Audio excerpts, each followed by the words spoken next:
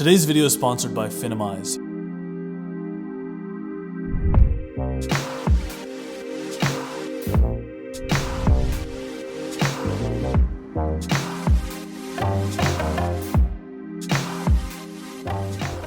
Finimize is the easiest way to learn how to invest like a pro. Often young people start to invest late because they don't understand the markets. This has definitely been the case for me. I'll be 28 in March and my understanding of investments is very rudimentary, but I'm trying to get better. And Finimize is easy to understand and a great way to start building your financial intelligence. It's usually in the evenings when my brain is completely spent, and so that's when I might do something like light reading. And Finimize is starting to become a part of that evening routine as I decompress. So it's been a great time for me to start learning with Finimize. It's an app that contains audio, text, investing guides, daily morning briefings, exclusive interviews, and more. You can learn each day's top financial news in 7 minutes. A few of the premium offerings include the Daily Brief, which starts your day with the top news in finance, and Plus 100 Packs, which are deep dives into the most important companies, industries, and economic theories. Click the link in the description box to enjoy a 7-day free trial and to get 20% off of a premium yearly subscription. And thank you, Finimize, for sponsoring this video. I remember being in college and getting into self-help for the first time. As a miserable student of chemistry, I had sunk into a quiet, desperate acceptance that my life would be miserable. I had no enthusiasm about my work, and I wasn't even particularly good. And I truly feel that for someone to feel happy with their life's work, you have to feel like maybe you're not in the top 10% now, but you can work towards being one of the best in your niche. After years in this malaise, everything changed when I read Think and Grow Rich. That book rocked me. It jolted me into enthusiasm. I saw a bright future flash before my eyes for the first time. There's a whole lot of useful ideas in that book, perhaps some not as useful as others, but the fundamental premise was this: if you want it bad enough, it will happen. You can will it to happen. And so I took that idea to its peak. I decided that I would make it all happen. I was haphazard in my attempt to study for the MCAT. I ended up getting a 33 out of 45, in case you're wondering, back when it was still out of 45. And then I decided not to apply to medical school and I moved to LA. It feels somewhat strange to admit it now, but I think that ambition and that goal to go all the way with my dreams, to move to Los Angeles, to pursue work at the largest scale possible, it was probably a mistake. I was miserable for a lot of the time I was in that pursuit.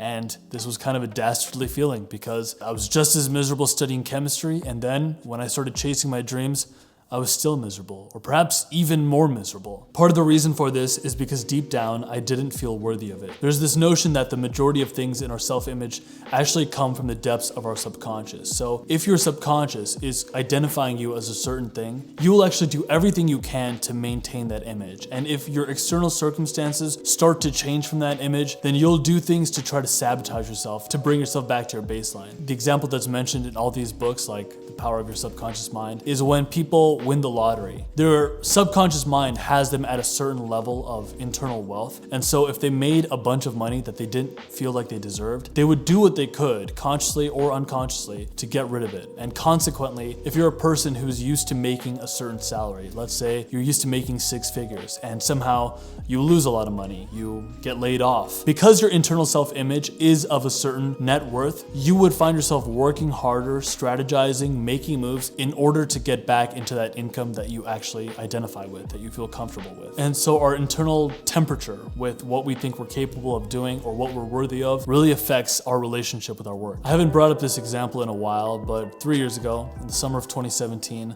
I, alongside thousands of other actors, was invited to go to London to Lucinda Syson Casting to audition for a big movie. And I think I was getting some amount of attention to audition for that role. And consciously, it was everything that I ever wanted. And yet, if I'm honest with myself, somehow, when I really think about it, going for that part actually made me deeply uncomfortable because I was just a chemistry student just a few years prior. And unlike the other people in the room who had been doing short films all that time, who had had bit parts in a number of TV shows, who had gone to drama school, I was just some guy who showed up for an audition. And so the idea of booking that part completely overwhelmed me. I didn't feel worthy of it. Sure, I had talent and want, and I could consciously tell myself, I am worthy of filling up this frame. I'm worthy of being on the big screen. Really, I didn't believe it in myself because I hadn't done anything in my backlog to prove it. I hadn't negotiated with my self-image enough to feel worthy of that goal. Of course, I didn't book that role, but I think it's for the best. Probably if I got that part even, I would have been completely overwhelmed by it. I would have probably lost my mind, to be honest. And I can sort of have some sympathy for people who get everything they want at a really young age. They attain the heights of everything they could ever dream of with their work right at the beginning, because then you're already at the top of the mountain and you got it due to luck. You didn't have a body of work that you built up to become worthy of it. And that could be a very discombobulating feeling. It's a sense of real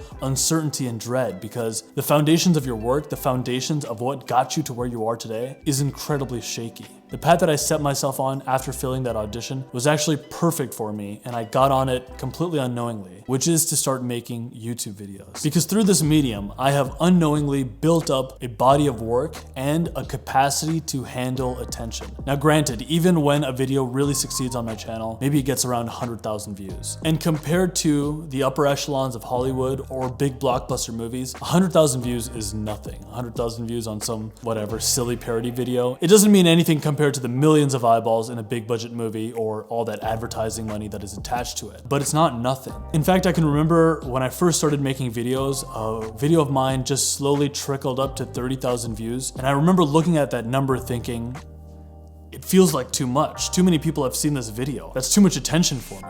I wasn't even ready to handle that scale of attention with the stuff I was making back then, because I didn't feel worthy of that attention. In many ways, this is also one of the reasons that I'm sort of glad that as a YouTuber, I've always grown steadily, but most of my videos never went viral, because for the most part, it means that I have the room, the space, the capacity to make mistakes, to focus on the craft rather than the views or the attention or all the fake aspects of this, and to really hone in on what I want my voice to be one day, where I can see my skill set and my artistry moving. And with this small backlog that I've got, such as a mediocre demo reel, some comedy scenes that I'm very proud of and others that I cringe at, some dramatic scenes that I'm really proud of that I've slipped in for you in the middle of a self-help video, and of course sometimes the drama has also flopped, but I've been happy with all of it. And I've been happy that the platform has been small. It gives me the room to experiment, to grow, to become worthy one day of the stuff that I want to go for without being overwhelmed by it. Maybe you've been like me, deep down harboring this instinct that,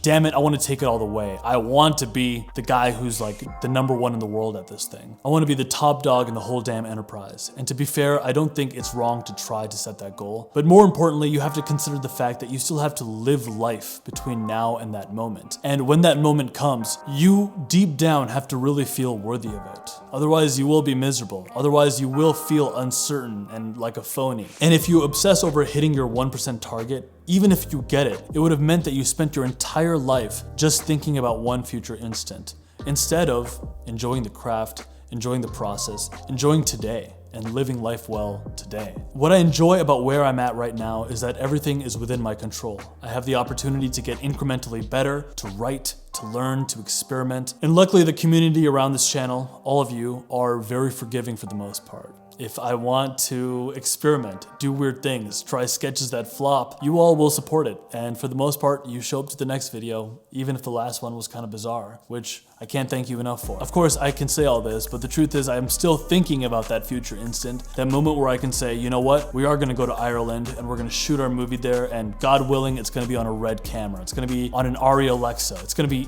everything I ever dreamed of. And in fact, we're gonna hire actors out of the best drama schools in the UK. So sure, maybe one day that day will come, we will shoot on the Reds. But in the meantime, I can enjoy today by going to Stillwater, Minnesota, because from certain angles, it kind of does look like Dublin. And in fact, that's what we're about to do, because now it's time for a Guy Ritchie parody. And so for those of us who are willing to have those large ambitious dreams, but realize that you have to internally feel worthy of everything that you're going for, and the only way to do that is to enjoy today's work and to incrementally build up a body of work so that you can one day feel worthy of those dreams. To us I say, greatness is coming.